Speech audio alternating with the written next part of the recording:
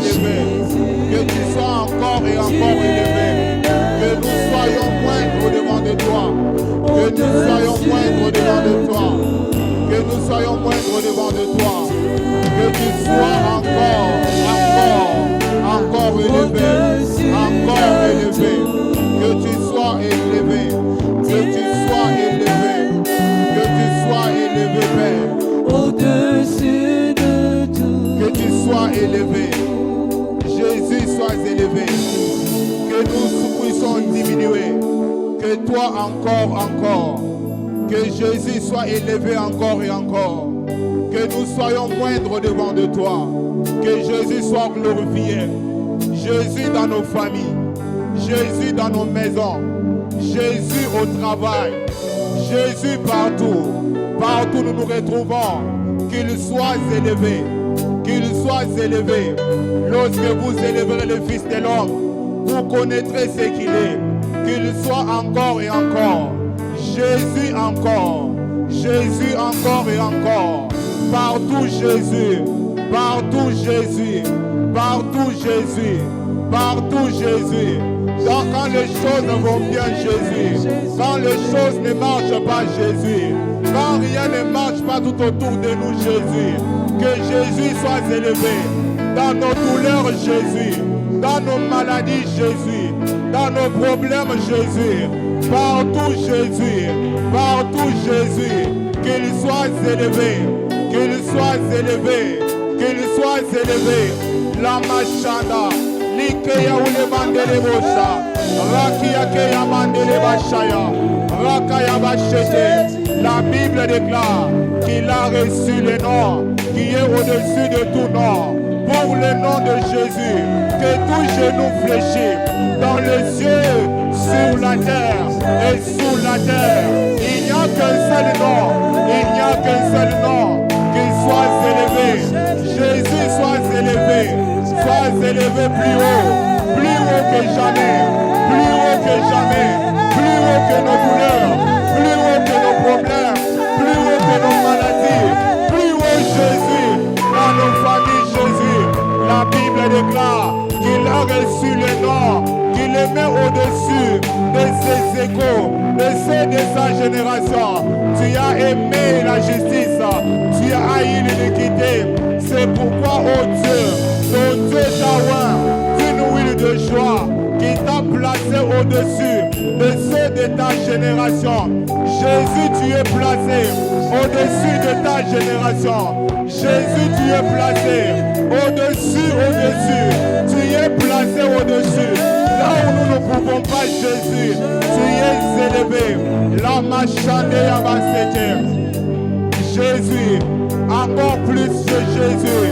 Encore Jésus. Encore Jésus. Encore Jésus. Encore Jésus. Qu'il soit établi. Qu'il soit encore élevé. Encore élevé. Encore élevé. Encore élevé. Encore élevé. Que les ressuscités soient élevés. Que les ressuscités soient élevés. Que celui qui a reçu tous les pouvoirs, qu'il soit élevé. Qu'il soit élevé. Dans nos faiblesses, Jésus. Dans notre faiblesse, Jésus. Dans nos problèmes, Jésus. Jésus encore. Encore et toujours. Encore et toujours. Encore et toujours. Encore et toujours. Encore et toujours. Là où on ne peut rien, Jésus. Là où on peut quelque chose, Jésus. Là où nous pouvons, Jésus. Là où on ne peut pas, Jésus. Jésus, sois élevé. Tu es le seul nom qui est élevé. Tu es le seul nom qui est élevé. Tu es le seul nom qui est élevé. Jésus, sois élevé, enseigné. Jésus, sois élevé. Jésus, sois élevé. Alabashaya. Lakia ulebasha. Rakaya mandele bachete. Goûtez, sentez combien il est bon. Goûtez, sentez combien il est bon. Goûtez, sentez combien il est bon. Sentez combien il est bon. Sentez celui qui t'a sauvé. Combien il est bon. Combien il est bon. Combien il est bon. Combien il est bon. Combien il est bon. Combien il est bon. Combien il est bon. Combien il est bon. Dans nos soucis, Jésus. Dans nos problèmes, Jésus. Dans nos forces, Jésus. On ne peut rien sans lui. On ne peut rien sans lui. Lui-même a dit, sans moi vous ne pouvez rien. On ne peut rien sans Jésus. On ne peut rien sans lui. On ne peut rien sans lui. En lui, il y avait toute la divinité de Dieu. En lui a été établie toute la divinité. En lui, en lui, en lui, en lui, en lui, en lui. Jésus, Jésus, aujourd'hui, demain et pour toujours. Aujourd'hui, demain et pour toujours. Tu es l'objet de nos chants. Tu es l'objet de nos louanges. Tu es l'objet de nos sacrifices. Tu es l'objet de nos prières. Tu es l'objet de toutes choses. C'est toi notre but. Notre but c'est de t'avoir. Notre but c'est de te posséder. Jésus, tu es devenu plus que l'or. Tu es devenu plus que l'or fin. Tu es devenu ce qui est précieux pour nous. Tu es devenu tout pour nous. Tu es devenu notre vie. Tu es ma vie. Tu es ma vie que je ne peux pas changer. Je peux changer toutes choses, mais je ne peux pas changer ma vie. Je ne peux pas changer ma vie. Un homme est prêt à tout, mais il n'est pas prêt à sacrifier sa vie. Je ne peux pas sacrifier ma vie. Tu es devenu une vie pour moi. Tu es devenu une vie. Tu es devenu une vie. Jésus, tu es ma vie. Jésus, tu es ma vie. Tu es ma vie. La Bible déclare, je suis le chemin, la vérité et la vie. Je suis venu afin de vous donner la vie, afin que vous ayez cette vie en abondance, afin que vous soyez en abondance. Jésus, ce matin Jésus, ce matin Jésus, ce matin Jésus, ce matin nous le contemplons, nous louons Jésus, nous acclamons Jésus, nous crions pour Jésus, nous acclamons Jésus, nous crions pour Jésus, nous acclamons Jésus, nous crions pour Jésus, nous acclamons Jésus et nous crions pour Jésus. Alléluia. La machandere bosaya.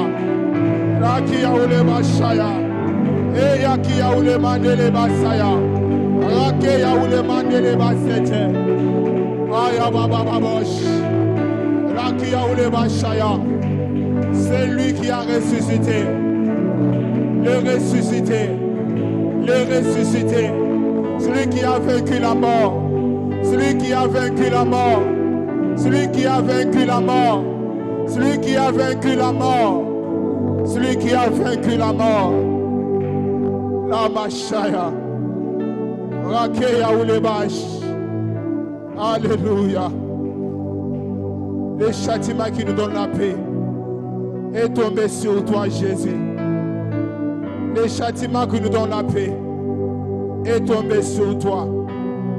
Tu t'es chargé de nos douleurs, de nos souffrances.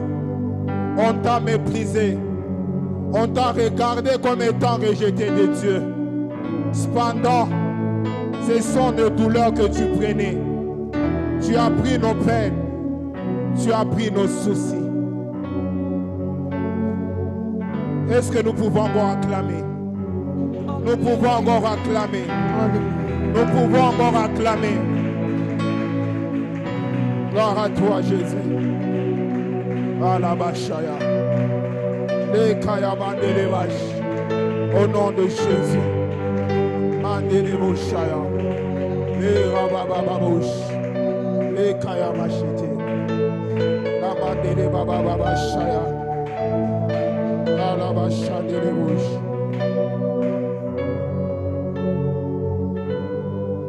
Seigneur, merci pour ta présence en ces lieux. Merci pour ton esprit. Envoie-nous ta parole ce matin. Que ta parole nous guérisse. Que ta parole nous change. Nous sommes là, dans la maison du potier. Là où le potier peut nous travailler. Et peut également nous donner la forme qu'il faut. Ce matin, nous te demandons, donne-nous la forme qu'il faut. Travaille-nous à ta mesure. Et travaille-nous à ta taille. Fais ce que tu as prévu pour cette matinée. Et glorifie-toi en ces lieux. Au nom de Jésus de Nazareth, nous avons prié. Nous disons Amen.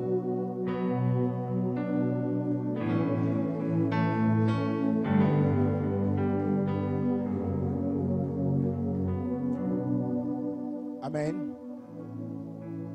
C'est un privilège et une charge ce matin de parler de la parole du Seigneur.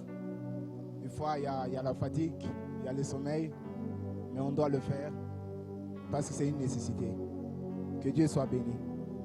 Et je remercie aussi notre papa, également notre maman. Merci beaucoup, maman. Et ce matin, nous allons partager sur un sujet. Mais avant que j'annonce le thème, le sous-thème de ce matin, nous allons lire les Écritures. Je suis dans Jean 4.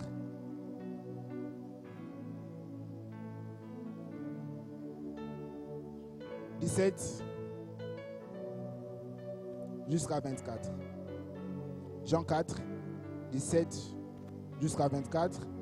Le deuxième passage, c'est Ephésiens 4, 11 à 15. Est-ce que nous pouvons nous tenir debout, s'il vous plaît? Nous lisons la parole du Seigneur. La Bible déclare ceci. La femme répondit, je n'ai point de mari.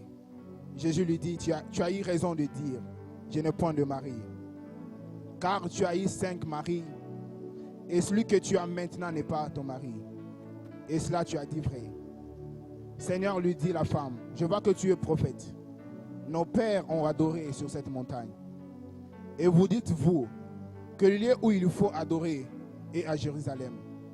Femme, lui dit Jésus, crois-moi, l'heure vient où ce ne sera ni sur cette montagne, ni à Jérusalem, que vous adorez le Père. On souligne le Père. Vous adorez ce que vous ne connaissez pas. Nous adorons ce que nous connaissons, car le salut vient de Juifs. Mais l'heure vient, et elle est déjà venue, où les vrais adorateurs adoreront le Père, on souligne le Père, en esprit et en vérité. Car ce sont là les adorateurs que le Père demande. D'esprit, il faut que ceux qui l'adorent en esprit et en vérité. Ephésiens 4.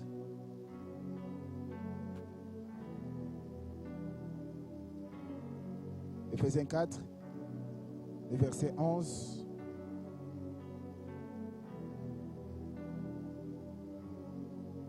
« 11 à 15. Nous lisons la parole du Seigneur.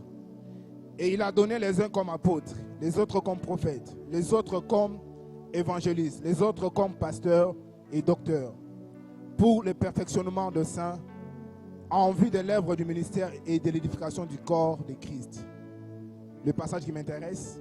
Jusqu'à ce que nous soyons tous parvenus à l'unité de la foi et de la connaissance du Fils de Dieu, à l'état d'homme fait, à la mesure de la stature parfaite de Christ, afin que nous soyons plus des enfants flottants et emportés à tout vent de doctrine, par la tromperie des hommes, par leur ruse dans le moyen de séduction, mais que, professant la vérité dans la charité, nous croissions à tous égards en celui qui est le chef, Christ.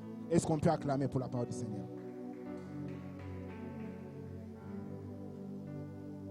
Amen. Aujourd'hui, ça fait, je pense, 16 jours ou 17e jour que nous sommes en train de parler sur le thème proskneo, adorer. Et ce matin, je vais parler sur le thème l'adoration est adressée au Père.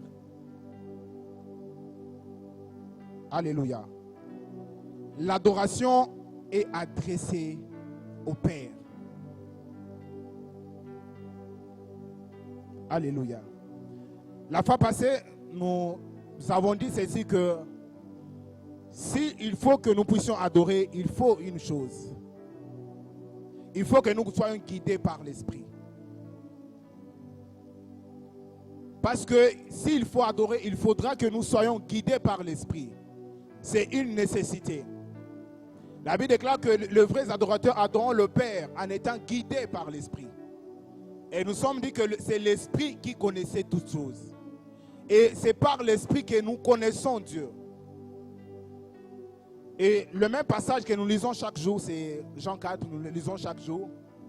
Christ dit à la femme samaritaine que vous adorez ce que vous ne connaissiez pas. C'est la première des choses. C'est qu'ils adorent ou ils adoraient ce qu'ils ne savaient pas. Et la deuxième chose, il lui dit, c'est que les vrais adorateurs adoreront qui? Adoreront le Père en esprit et en vérité. Alléluia. C'est que l'adoration véritable s'adresse qu'au Père. Alléluia. Je vais introduire ce matin en disant ceci. L'un des principes qui rend votre adoration efficace, c'est de savoir que Dieu est votre Père. L'un des principes à savoir dans l'adoration, que lorsque vous venez adorer le Seigneur, lorsque vous menez une vie d'adoration, notre Père nous a dit ceci, que nous sommes devenus un culte ambulant, un culte vivant à Dieu. Mais ce culte est rendu à notre Père qui est Dieu. Ainsi, la première des choses que tu découvres dans la marche avec Dieu, c'est sa paternité. Tu entres en contact avec Dieu par la paternité. Alléluia. La Bible déclare ceci, c'est que à tous ceux qui ont cru, à tous ceux qui croient en lui, il a donné le pouvoir de devenir enfants de Dieu. C'est que lorsque nous croyons, nous donnons notre vie à Dieu, nous devenons enfants de Dieu, il devient notre Père. Ainsi, l'adoration n'est pas une chose qui est adressée aux étrangers, c'est une chose des fils de Dieu.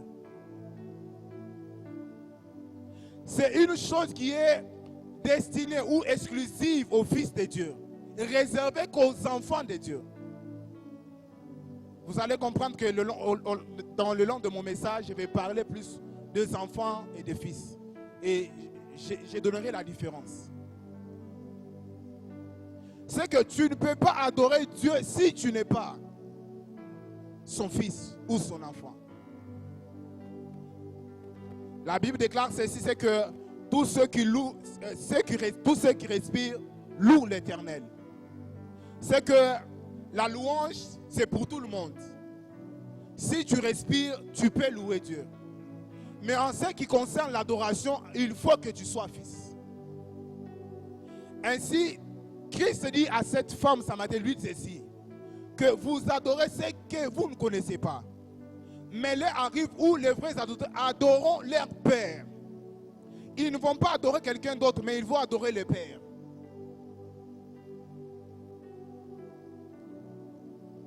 Alléluia. Et Dieu, dans cette nouvelle alliance, Dieu se présente comme étant un Père. Quand vous lisez votre Ancien Testament, vous allez voir que c'est un Dieu qui descend dans sa terreur. C'est que c'est un Dieu qui descend, par moments, il est fâché, il veut frapper son peuple. Mais lorsque Christ arrive, il intègre une notion de paternité. C'est que vous n'avez pas à avoir un Dieu qui crée la terreur, mais c'est un Dieu d'amour, plein d'amour comme un Père.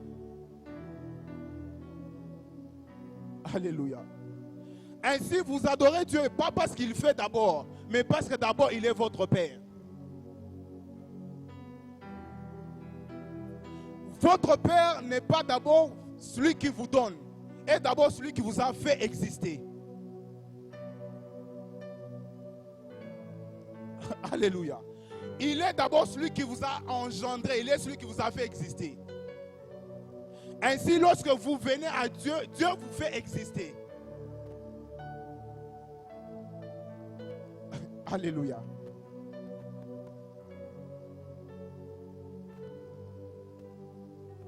C'est quoi être fils de Dieu?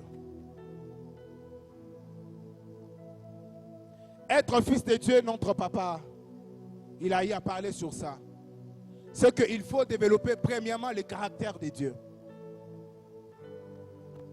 On est fils que lorsqu'on a le caractère de Dieu. Tout le monde peut se réclamer fils de quelqu'un. Mais il faut qu'on fasse le test pour savoir réellement si la personne est fils. En biologie, il y a ce qu'on appelle les caractères extérieurs. On appelle ça le phénotype. Et les caractères internes qui sont appelés les génotypes. C'est-à-dire pour qu'on approuve, qu'on sache réellement que la personne est fils, il faut réellement qu'on trouve l'ADN de la personne. Alléluia. Ainsi, s'il faut qu'on puisse te qualifier d'être enfant de Dieu, il faut qu'on trouve la nature de Dieu en toi. Ce n'est pas l'aspect extérieur qui détermine que tu es enfant de Dieu. C'est ce qui est à l'intérieur qui détermine. D'abord, vous êtes enfant de Dieu lorsque vous manifestez le caractère de Dieu. Lorsque vous manifestez la nature de Dieu. Alléluia. Écoutez ce que Jean-Baptiste dit aux Sadducéens, ainsi qu'à d'autres courants qui venaient, qui les suivaient dans le désert. Il dit ceci: qui vous a appris de fuir la colère à venir? Et ils ont dit à Jean-Baptiste ceci, que nous sommes fils d'Abraham. Et Jean-Baptiste réplique en disant ceci: ne vous réjouissez pas d'être fils d'Abraham. Parce que même au travers de ces pierres, Dieu peut susciter le fils d'Abraham. Ainsi, être fils d'Abraham n'est pas par rapport à l'aspect extérieur au dire. C'est par rapport à la nature qu'avait Abraham. Alléluia. Si tu dis que tu es fils d'Abraham, tu dois être en mesure de démontrer ce qu'avait Abraham.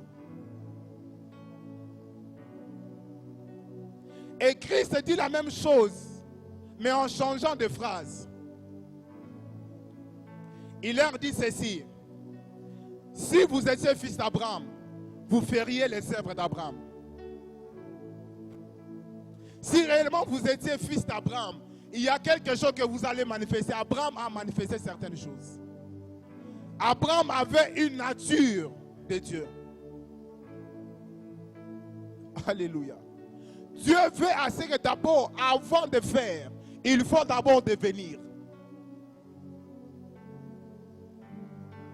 Il faut d'abord être avant de faire dans la marche avec le Seigneur.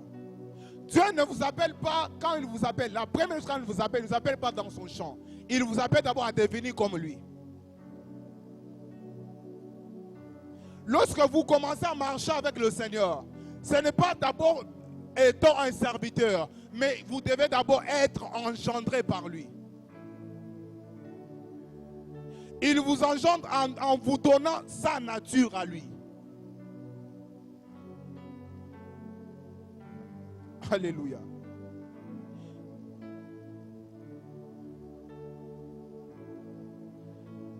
Ainsi, le monde attend une race. La race que le monde attend la race des enfants de Dieu, de fils de Dieu. C'est-à-dire une race qui a quelque chose que le monde n'a pas. Une race qui a le caractère que le monde n'a pas. Une race qui a la nature que le monde n'a pas. Alléluia. Dans ce monde, on ne peut pas s'attendre à ce que le monde devienne de plus en plus bon. Le monde deviendra pire. Le monde va se détruire davantage. Mais aussi longtemps que le monde se détruit, il faudra que le juste aussi se multiplie. La Bible déclare ceci: lorsque le juste se multiplie, le peuple est dans la joie. C'est que lorsque les gens qui ont la nature de Dieu, qui ont la justice de Dieu, qui sont justifiés par Dieu, se multiplient. Ça se montre que le peuple est dans la joie. Le peuple est dans la joie parce qu'il y a des gens qui ont la nature de Dieu, qui peuvent apporter la lumière là où il y a le ténèbre. Les gens qui sont devenus les sels de la terre et qui ont gardé leur nature. Alléluia. Si nous ne développons pas le caractère de Dieu, nous ne serons jamais les vrais adorateurs. Si nous n'avons pas la nature de Dieu, nous ne serons jamais les vrais adorateurs. Parce que l'adoration n'est pas d'abord le mot. C'est d'abord la vie. C'est d'abord notre nature. Alléluia. Lorsque Dieu est en train de louer Job, Dieu n'a pas loué Job par rapport au bien qu'il avait. Dieu a loué Job par rapport à l'intégrité qu'avait Job. Alléluia. Job était d'une nature assez différente de ceux de sa génération. Job avait une nature qui dépassait celle de sa génération. Il était tout différent. Alléluia. C'est que nous sommes sur la terre, mais nous devons garder nos origines.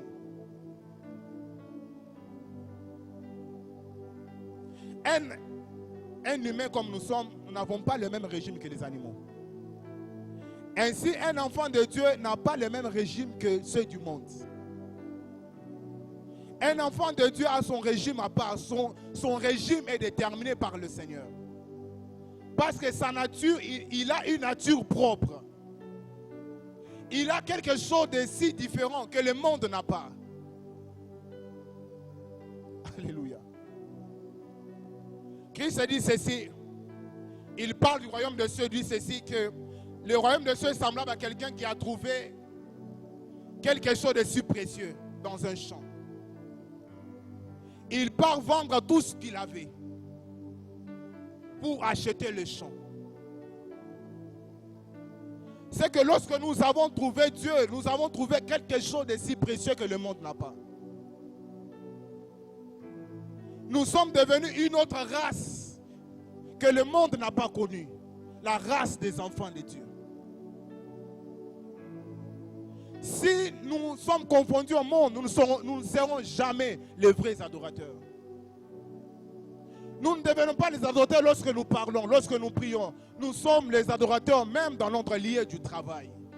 Nous sommes des adorateurs. Nous sommes des adorateurs même lorsque nous parlons, nous sommes des adorateurs. Pourquoi? Parce que c'est notre nature. Alléluia. La deuxième des choses.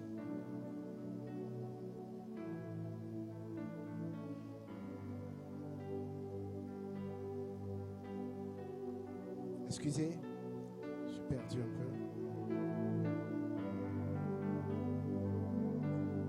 La deuxième des choses, c'est que lorsque Dieu est notre Père, l'adoration demande également que nous puissions être matures. L'adoration demande la maturité.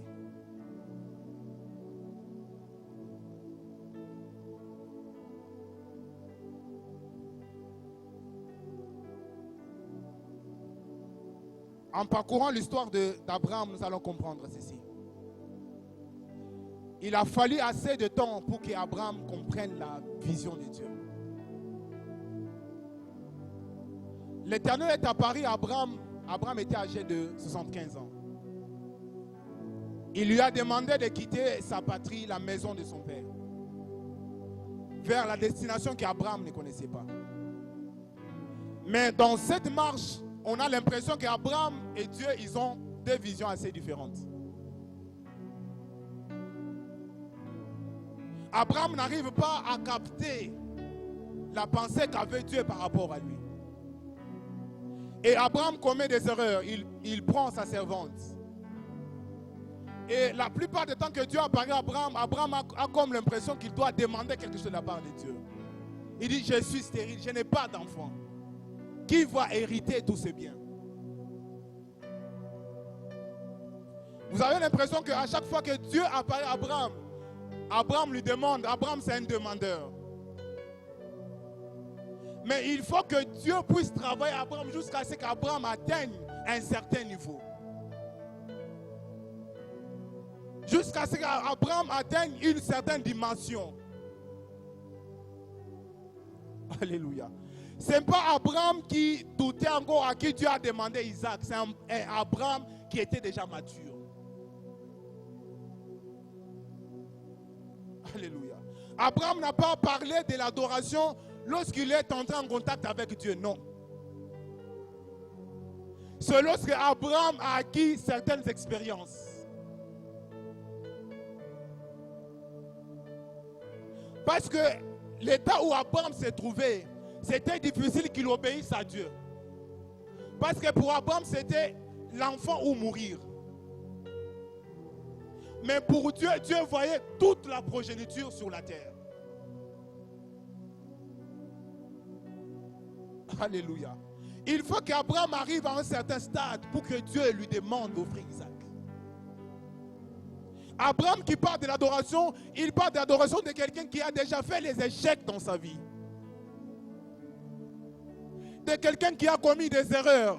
De quelqu'un qui n'a pas obéi à Dieu, qui s'est précipité dans certaines choses.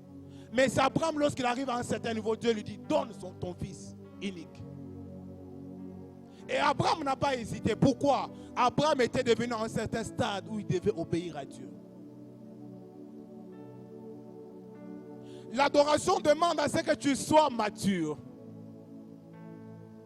Demande la maturité. Parce qu'au stade où tu es enfant, tu continueras toujours à demander. Un enfant demande toujours, mais un fils devient responsable. C'est à un fils qu'on octroie des responsabilités, mais à un enfant on guide. L'apôtre Paul est clair, il dit ceci, que lorsque l'héritier est encore enfant, il ne diffère en rien d'un esclave. Il est sous les tuteurs, c'est-à-dire qu'il est encadré jusqu'à ce qu'il atteigne l'âge fixé par le Père. Il y a certaines choses que Dieu doit te demander, mais cela demande aussi ton âge, ta maturité. L'adoration véritable devient une vie lorsque ça croise la maturité. Vous ne devenez jamais un adorateur lorsque vous êtes enfant. L'enfant a encore les besoins primaires. Il a besoin de manger. Il a besoin de choses du monde. Il regarde le monde. Il veut devenir comme le monde.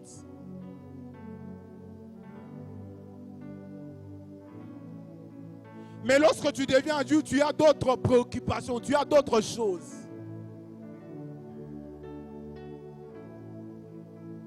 Alléluia. Il nous faut la maturité pour bien adorer le Seigneur. Il nous faut réellement que nous soyons matures, engagés pour adorer le Seigneur. L'apôtre Paul déclare ceci dans Galates. Il dit ceci, que vous êtes des enfants pour qui je prouve une douleur d'enfantement.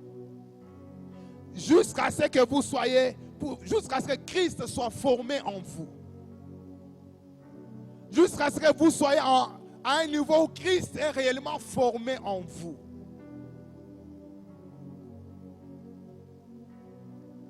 Pour que vous soyez le vrai de Dieu, il faudrait que le caractère de Dieu devienne tellement grand en vous que vous puissiez atteindre la maturité. Et Dieu a pris vraiment un temps dans la vie d'Abraham de travailler Abraham jusqu'à ce qu'Abraham atteigne cette dimension. Si Abraham n'est pas arrivé à cette dimension, Abraham ne deviendra pas le Père que nous connaissons.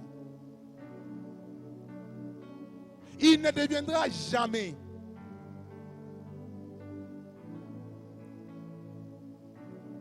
Et le passage que nous avons lu, nous allons le relire. Éphésiens 4.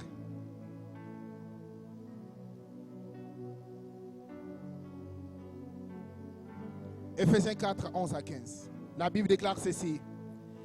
Il a donné les uns comme apôtres, les autres comme prophètes, les autres comme évangélistes, les autres comme pasteurs et docteurs, pour le perfectionnement des saints, en vue de l'œuvre du ministère de l'édification du corps de Christ, jusqu'à ce que nous soyons tous parvenus à l'unité de la foi, de la connaissance du Fils de Dieu, et à l'état d'homme fait, à la mesure de la stature parfaite de Christ.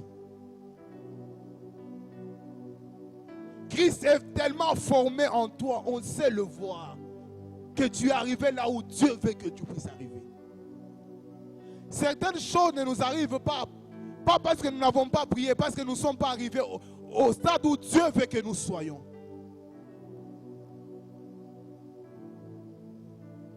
Les choses ne peuvent pas nous arriver lorsque nous sommes restés comme des enfants. Non, il faut qu'on puisse grandir, quitter le stade d'être enfant, être mature.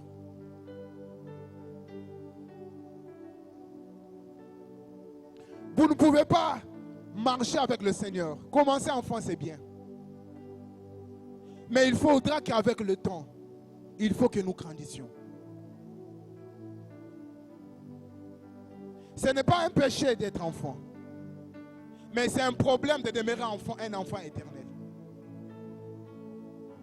Ça n'a jamais été un problème pour que tu sois enfant. Non, tout le monde est né comme ça.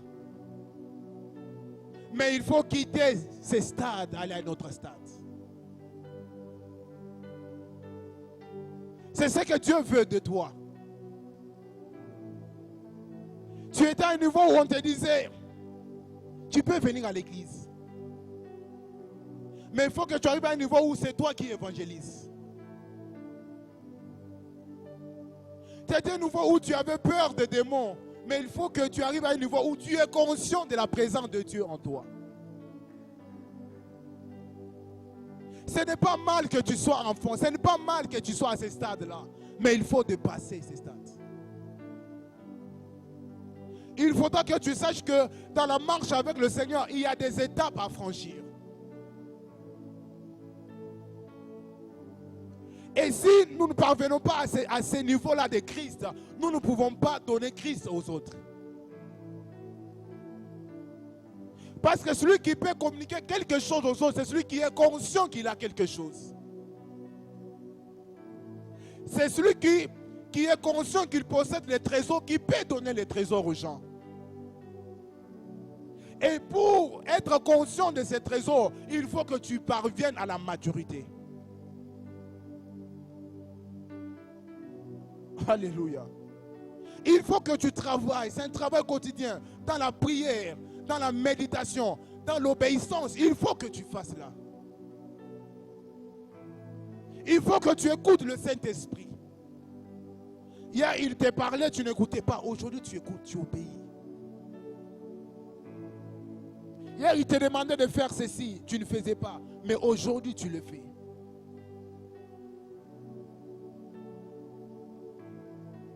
Alléluia.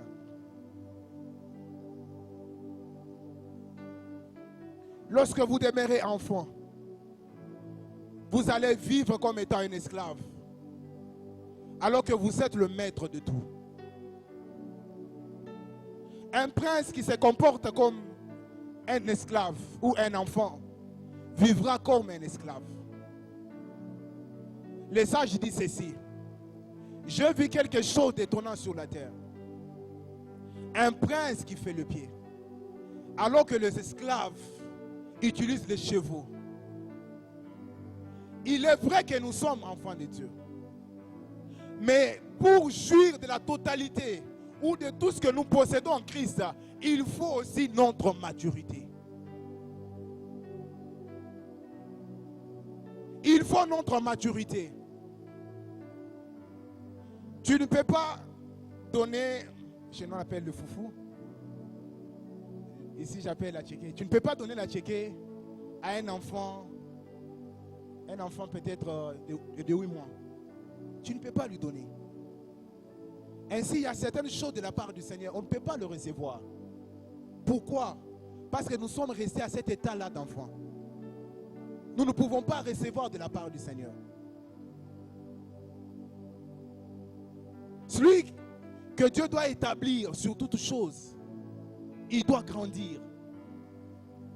Christ, lorsqu'il vient sur la terre, il devait mourir directement. Mais il fallait une certaine maturité. La Bible déclare que c'est l'enfant qui est né, mais c'est un fils qui est donné. C'est que c'est un fils qui a atteint la maturité qui a été donné au monde. On ne peut qu'offrir un fils, on ne peut pas offrir un enfant. C'est un enfant qui a des ambitions, un enfant a d'autres choses dans la tête. Mais un fils est précis sur la mission. Écoutez, Christ à l'âge déjà de 12 ans, il avait déjà la maturité. Il pouvait regarder ses parents et dire, je suis venu ici pour faire les affaires de mon père. Il avait déjà une certaine maturité. Qu'est-ce que nous faisons pour grandir? Si nous ne grandissons pas, notre adoration sera terre à terre. On va adorer sans expérience. On va adorer sans connaître celui que nous adorons. Nous allons vivre comme tout le monde. Nous allons vivre comme tout le monde. Alors que nous sommes enfants de Dieu. Et la Bible déclare que nous sommes co-héritiers avec Christ. Héritiers de Dieu, co-héritiers avec Christ. Mais nous vivons comme étant de cela. Pourquoi? Parce qu'il y a comme ce retard, cette maturité-là. Il faut que nous grandissions. Il faut qu'on quitte quelque part vers quelque part. Il faut que, à la fin de cela, qu'ils te disent que non, au début de l'année, j'étais à ce stade. Mais aujourd'hui, j'ai avancé. Il faut que tu passes, que tu passes quelque chose, que quelque chose se passe dans ta vie. Il faut que tu arrives à te voir que la personne que je suis actuellement n'est pas celle que j'ai été hier. Il faut que ça change.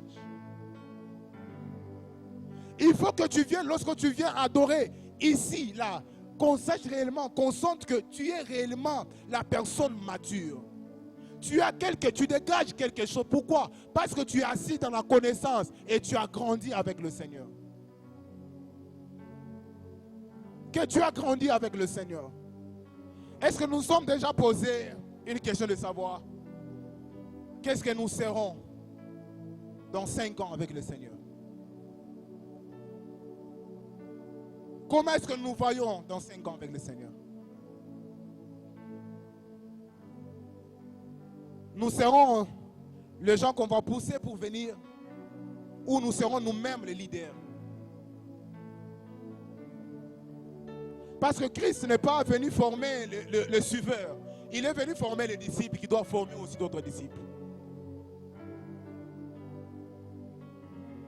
Et si nous restons au stade de l'enfance, c'est que nous retardons la main de Dieu d'agir dans d'autres vies.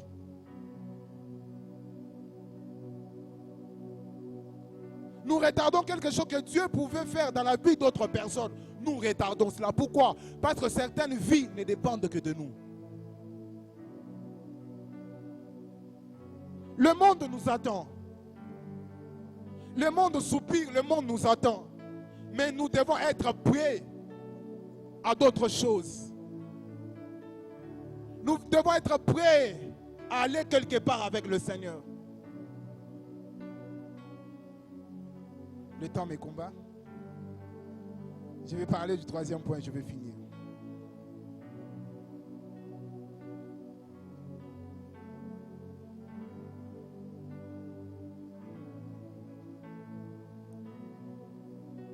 Excusez. L'adoration nécessite que Dieu soit notre Père.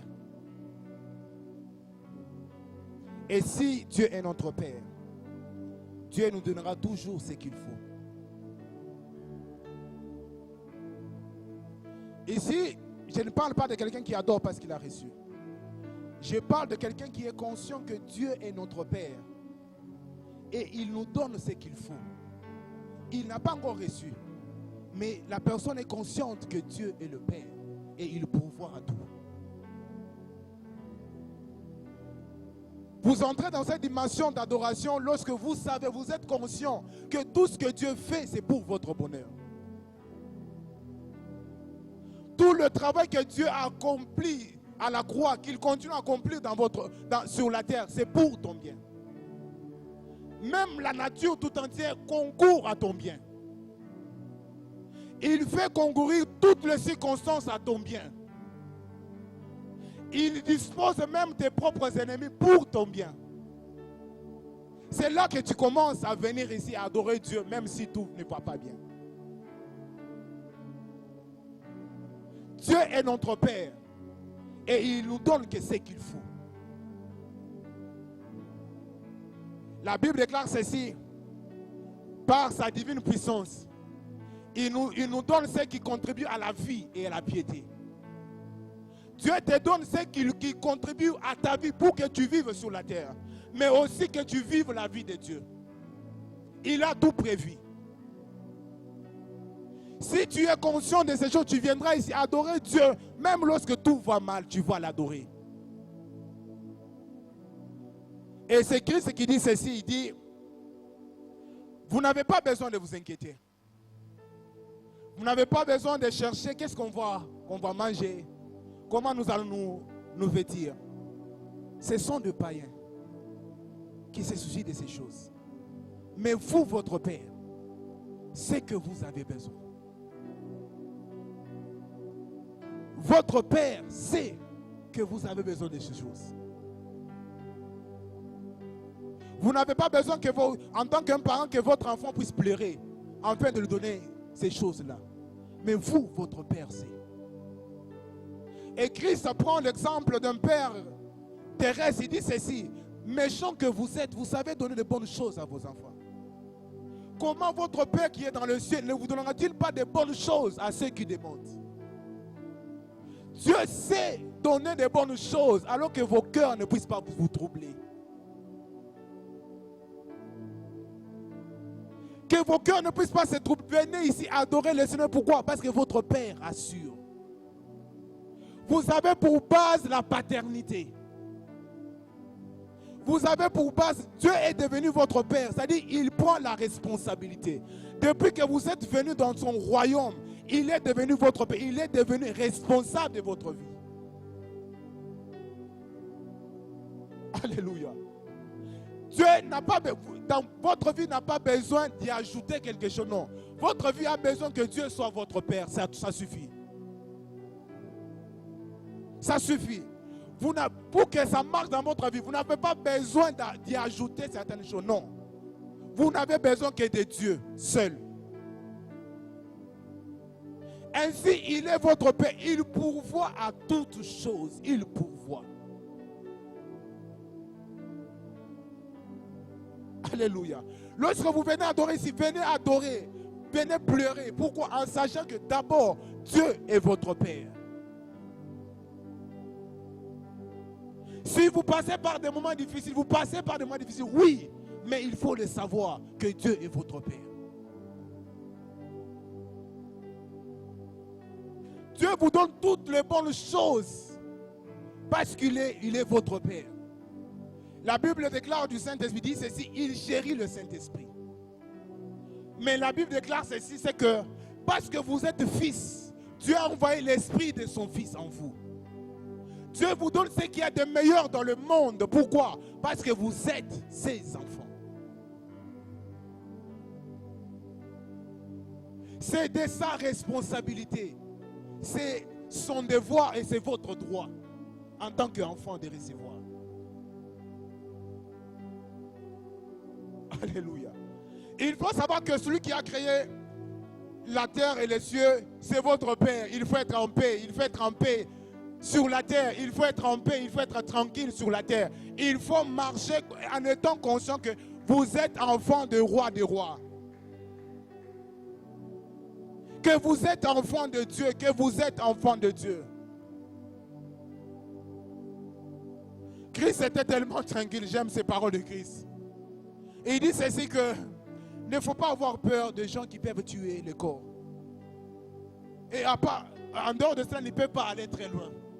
Mais il est peur de celui qui peut tuer le corps et l'âme et qui peut vous amener même dans le feu éternel. Il peut vous tuer le corps, mais votre Père a la capacité de la vie. Il a la capacité de votre destinée éternelle. Il faut avoir ça comme base dans la vie. Il faut marcher avec ça. Vous agissez sur la terre avec assurance, en sachant que Dieu est votre Père. Qu'en tant que Père, il va pourvoir même dans n'importe quelle circonstance. Qu'il agira par n'importe quelle circonstance pour votre bien. Alléluia. Est-ce qu'on peut prier? Est-ce qu'on peut se tenir debout prier? J'aimerais que ce soir que tu puisses adorer Dieu en tant que Père. Je ne sais pas ce qui t'a touché ce matin. La Bible déclare, même si Abraham ne nous connaît pas, Israël ne connaît pas qui nous sommes en réalité. Cependant, toi, tu es notre Père. J'aimerais que ce matin, que tu sois conscient que Dieu est ton Père. Est-ce que tu peux commencer à l'adorer? Est-ce que tu peux adorer ton Père? Commence à lui parler. Lorsque tu es conscient que Dieu est ton Père, tu commences à lui parler comme un enfant. Tu commences à entrer dans sa présence comme un enfant. Est-ce que tu peux l'adorer? Est-ce que tu peux l'adorer? Est-ce que tu peux l'adorer? Est-ce que tu peux l'adorer? Est-ce que tu peux l'adorer? Père, ce matin, je t'adore. Je t'adore. Je t'adore. Je t'adore. Tu es mon Père. Tu es mon Père. Tu es mon Père. Tu es mon Père. Tu as dit que lorsque vous prierez, dites que notre Père qui est aux cieux, tu es mon Père. Tu es mon Père. Tu es mon Père. Je suis ton enfant. Alors ce matin, je t'adore. Alors ce matin, je t'adore. Alors ce matin, je t'adore. Alors ce matin, je t'adore. Alors ce matin, je t'adore. Alors ce matin, je t'adore. Alors ce matin, je t'adore.